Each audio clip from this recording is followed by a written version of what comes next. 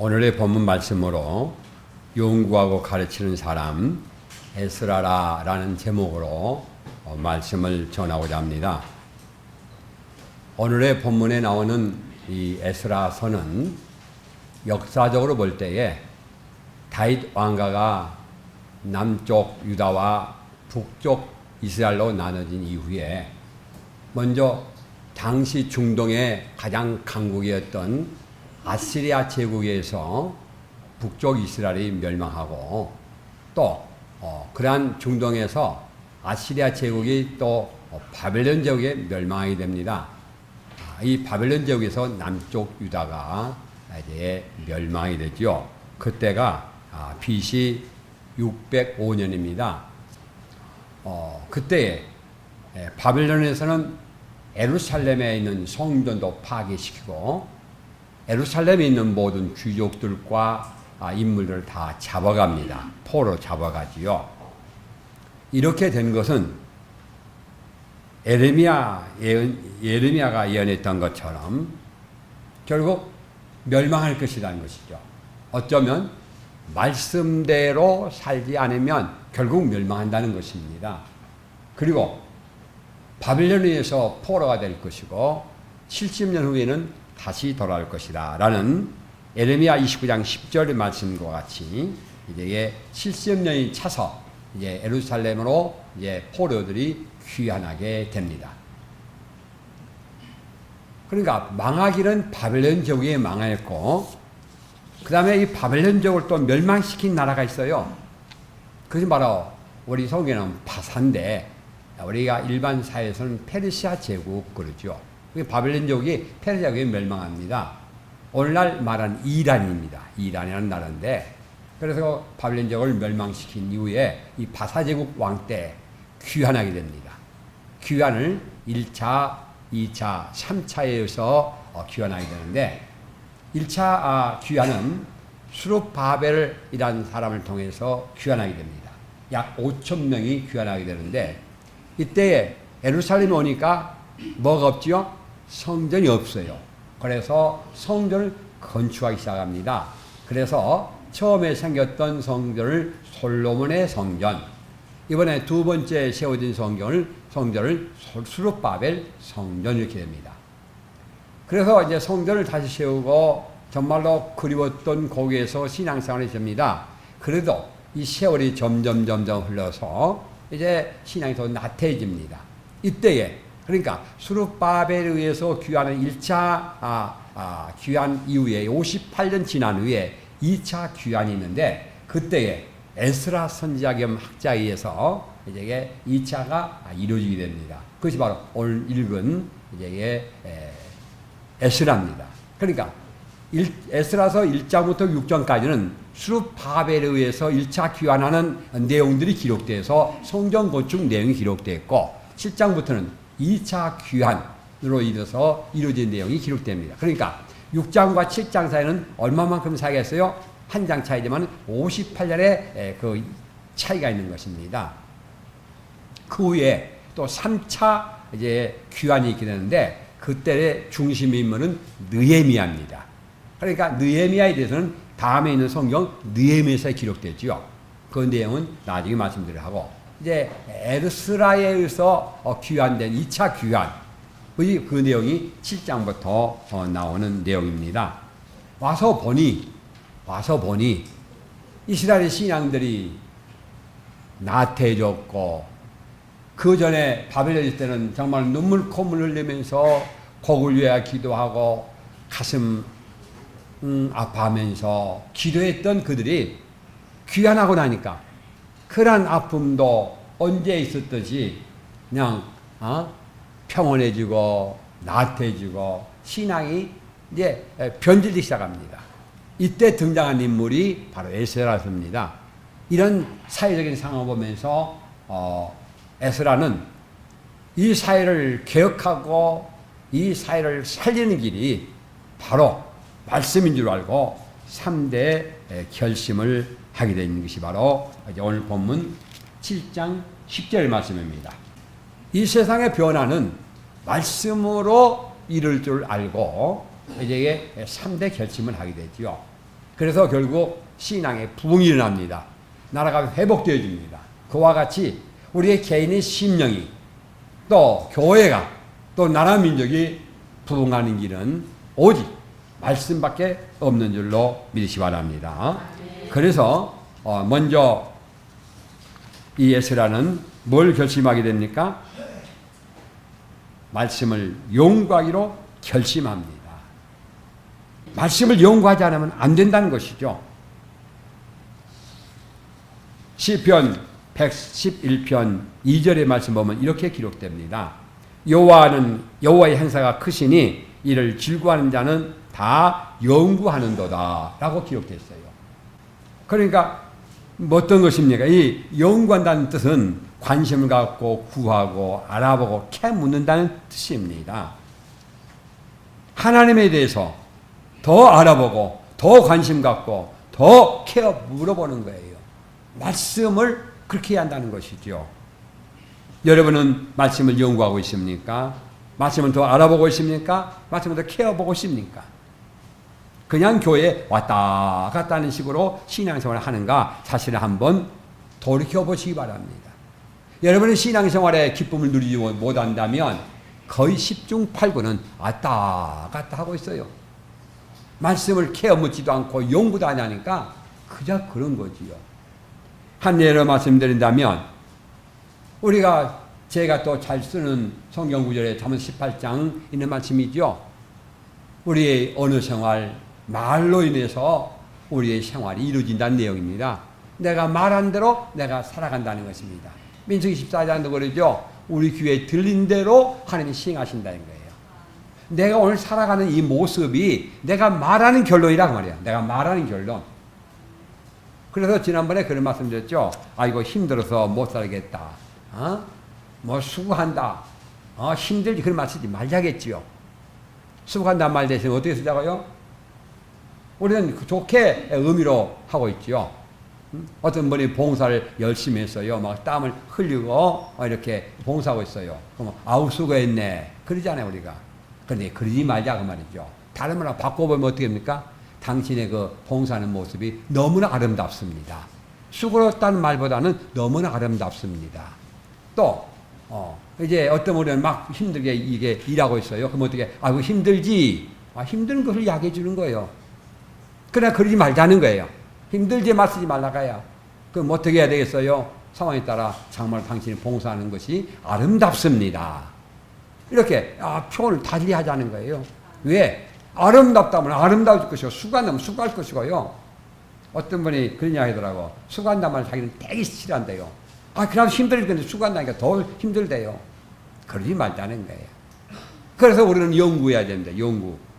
말하는 것도 연구해야 하고요. 예배 드리는 것도 연구하고요. 어떻게 하면 예배를 바르게 드릴 수 있는가 연구해야 돼요. 무작정 앉아서 예배 드린다 해서 되는 거 아니거든요. 어떻게 예배를 드려야 하냐 그 말이죠. 그래서 말씀을 연구해야 한다 그 말이에요. 사도행전 17장 11절 보니까 베레아 사람들은 데살로니가에 있는 사람보다 더 신사적이어서 간절한 마음으로 말씀을 받고 이것이 그러한가 하여 날마다 성경을 상고함으로 라고 기록됐어요. 말씀을 그냥 간절한 마음으로 받아들인 거죠. 여러분 오늘 예배당 나오면서 지금 간절한 마음으로 받아들입니까? 우리는 자신을 한번 생각해 봐야 돼요. 종교 이후에 약해진 교회를 다시 부흥시켰던 교파가 있는데 모라비안 교파입니다. 그는 경건 운동을 했던 것이죠. 그것은 엄청나게 성경교육을 시켰습니다. 이 영향을 받은 회심한 웨슬레는요 감리교를 이제 개혁했던 분이죠. 창시했던 분이죠. 그는 구역 운동을 일으켜서 구역에서는 뭐합니까? 성경 말씀을 철저히 가르치는 겁니다. 전쟁에서 폐허가 된 조국 덴마크를 일으켰던 그룬트비는 어땠습니까? 온 국민들이 성경 공부해야 한다는 거야. 그래서 고등공문 과정에서 약 60%를 성경 공부시켰습니다. 그래서 폐허됐던 덴마크가 살아나지 않습니까? 그래서 오늘날의 덴마크가 기초가 됐던 것입니다. 오늘 우리 한국교회가 이만큼 성장했던 건 무엇인지 아십니까? 그것은 바로 사경회입니다. 사경에. 말씀 공부하는 것이었어요. 일주일 동안 가서 밤낮 없이 성경 공부하고요. 이불 싸매고 성경 메고 그것이 우리 한국교회를 키웠다고 많은 사람들이 이야기합니다. 그래서 한국은 이 사경회와 새벽기도 이것이 한국교회를 살렸고 오늘의 한국을 만들었고 한가인 기적인 여기서 일어났다고 말합니다. 그런데 어느 사이에 이제 우리 한국교회는 사경회가 없어졌고요. 교회에서 교회 간다고 안나지도 않고 듣지도 않고 받지도 않으려고 그래. 이거 중세시대 같은 시대가 되어가고 있습니다. 특별히 오늘 한국교회가 약해지는 성경기도가 성경 연구와 기도가 약해졌다고 보고 있습니다. 기도의 불씨를 붙여야 됩니다. 성경 연구에 성경 배우는 박차를 가야 됩니다. 특별히 우리 교회는 제일 장로교의 제2기를 맞이할 엄청난 그런 우리 과제 앞에 우리는 서 있습니다. 김옥희 목사의 시대가 지고 새 시대를 맞이할 때 우리가 이대로 가자는 결국 교회는 없어져 버립니다. 우리가 이 시대에 새롭게 말씀 연구에 대한 박차를 가지 아니하고 중진들이 말씀을 들고 나가지 않으면 중세 시대가 서구 교회들이 다 쇠퇴된 것처럼 쇠퇴할 수밖에 없고 늙은이 교회밖에 되지 않는다는 것입니다. 우리가 살 길은 이제라도 성경 공부에 연구하기로 결심하는 성도들이 되기를 바랍니다. 너희가 내 앞에 보이오니 그것을 누가 요구하였느냐? 너희들은 내 마당만 밟을 뿐이라 라고 말씀하고 있어요. 마당만 밟을 뿐이라는 것이에요. 교회만 왔다 갔다 할 뿐이라 그 말이지요. 사랑하는 성도님들이요. 그러므로 우리는 이제 우리가 진정으로 살 길은 어디 안에 있다? 말씀을 연구한 데 있는 줄로 믿으시 바랍니다. 아멘. 두 번째 에스라가 결심한 것이 있었습니다. 그것은 준행하는 것이었습니다. 말씀대로 사는 것이었습니다. 바로 이건 뭘 말입니까? 말씀을 실천하니까 자신이 마음이 편하고요. 가정이 화목하고요. 믿음이 성장할 줄로 믿으시 바랍니다. 아멘. 여러분이 말씀을 체험하지 못하신 성님들이요. 말씀을 직접 해보세요. 그러면 그것이 체험되어진다니까요. 체험되어져요. 말씀을 실천해 보면 맛을 보아야 맛을 알지요. 챔페 관장이 옛날에 광고했던 일이 있죠. 맛을 봐야만이 맛을 아는데 맛보지도 않고 무엇을 알겠어요. 내 말씀을 실천하지 않고 말씀을 듣고도 그냥 그대로 살아가 아무 관계없이 그러니 무슨 맛을 알겠어요? 신앙체험 무엇을 하겠어요? 말씀대로 실천해 보시기 바랍니다. 그래야 맛을 알아요. 베드로전서 2장 13절 말씀 보면 그런 말씀이 있죠. 바울 사도가 설교를 했습니다. 그랬더니만 그 교인들은 어떻게 여겼어요? 오늘 바울 사도 설교 잘하더구만 라고 생각한 것이 아니라 오늘 하나님의 말씀을 들었다고 생각했다고 이렇게 기록되어 있습니다. 여러분도 지금 하나님의 음성을 듣지 못하는 성도라면 이제부터 베드로전서 2장 13절 말씀처럼 김 목사가 말씀할 때에 설교할 때에 하나님의 말씀으로 들려달라고 기도하고 예배당에 참석하시기 바랍니다. 그리고 들려고 해보세요. 그럼 하나님의 음성이 들려진다니까요. 그것 없이 평생 교회 다녔으니까 한 음성 들은 적이 없지요. 한 음성 듣지 못했으니까 어떻게 합니까? 하나님 만난 적도 없지요. 그러니까 꽃감 빼먹지 주일성도 마음 놓고 빼먹는 거야. 왜? 하나님 만난 적이 없으니까. 주일성수 하는 사람들은 대부분이요 다 그런 사람들이에요. 왜? 하나님의 말씀이 얼마나 귀한지도 모르고 내가 살 수 있는 길이 뭐 된다? 조만에 라피처럼 말씀 안에 예배 안에 있는 줄을 모르고 그렇게 하는 거예요. 아직도 하나님의 음성 듣지 못하기 때문에 그렇다 그 말이죠. 여러분 여호수아의 말씀을 아시죠? 1장 7절 이하의 말씀입니다. 강하고 담대하라. 좌우로 치우치지 말라. 그러면 네가 어디를 가든지 어떻게 해요? 떠나지 않는다고 말씀하시면서 그 다음에 말씀이 있습니다. 뭐입니까? 이 말씀을 좌우로 치우치지 말고 지켜 행하면 그 다음에 무슨 말이냐 하십니까? 그리하면 내 길이 평탄하게 될 것이라 내가 형통하리라 라고 기록되어 있습니다. 말씀을 치우치지 않는 것이 중요한 것이 아니라 말씀을 지켜 행하면 지키면 뭘 말합니까? 이 비밀을 알았던 에스라는 말씀을 준행하기로 결심하지 않습니까?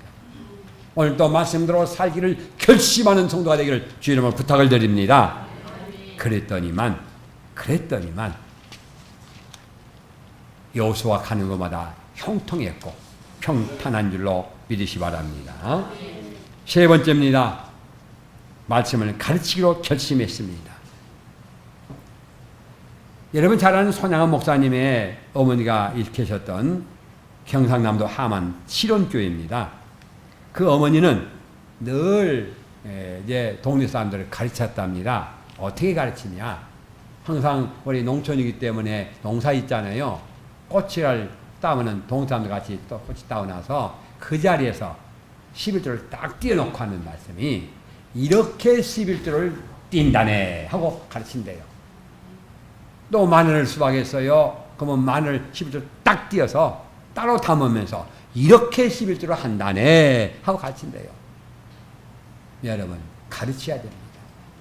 가르쳐야만이 분명히 아는 것이고 가르칠 줄 모르면 딱 모르는 거예요. 그래서 예수님은 마태복음 28장에 가르치셨습니다. 하늘과 땅의 모든 곳을 내게 주셨으니 너희는 가서 모든 족속으로 제자를 삼아 아버지와 아들과 성령의 이름으로 세를 주고 내가 너에게 분부한 모든 것을 뭐라라? 가르쳐 뭐라라? 지키게 하라. 아멘. 예. 그래서 우리는 가르치기로 결심한 여러분 되기를 바랍니다. 마지막 한 말씀 드리고 말씀을 마치고자 합니다. 여러분 미국 돈 달러 아시죠? 어떤 분의 이야기입니다. 그러니까 이거는 글이니까 한번 들어보세요. 일리가 있는 것 같아요. 미국에 축복받았느냐, 세계적인 돈이 그렇게 달러가 유통되느냐, 그것은 이유가 첫째는 이 달러를 가지고 있으면 그것이 얼마인지를 모른대요. 왜 없는지 모를까요? 이만큼 돈을 이만큼 가졌어요. 이만큼 돈을 두고 있어요. 그럼 이것이 얼마인지를 몰라. 왜 모를까요? 우리나라 돈은 1,000원짜리, 5,000원짜리, 5만원짜리 다 다르잖아요, 크기가. 그러니까 알 수 있어요. 근데 미국 돈은 1달러, 5달러, 10달러, 50달러, 100달러 똑같은 크기가. 그러니까 이만큼 해서 얼마인지를 몰라. 왜? 칼라도 같고요. 그래서 이걸 누가 내가 평가할 수 없다는 거야. 그래서 상대방을 알 수 없게 만든다. 그래서 이걸 통용같이 했다. 것이고. 두 번째 이유는 더 중요한 이야기야. 그는 달러의 1달러든지 5달러든지 100달러든지 간에 뒷면에는 뭐라고 기록되느냐. 영어로 이렇게 기록돼서 In God we trust. 이 말은 무슨 말이냐. 하나님에 대한 우리의 신뢰가 하나님. 우리는 하나님을 의지합니다. 그 말이에요. 하나님을 의지합니다. 돈이가 그랬어요. 돈이가. 하나님을 의지하고 신뢰하는 데에 어찌 축복하지 않겠느냐. 그분이 지론이 그렇다 그 말이에요. 지론이. 어떻게 의미 있지 않습니까? 여러분 우리도 미국 달러에 돈이 있는 것처럼 우리도 하나님을 신뢰합니다. 하나님을 신뢰합니다. 그래서 성경을 내가 연구하고 그래서 말씀을 지키고 그래서 가르치고자 합니다. 라고 한다면 어찌 하나님께서 우리를 축복하지 않겠습니까?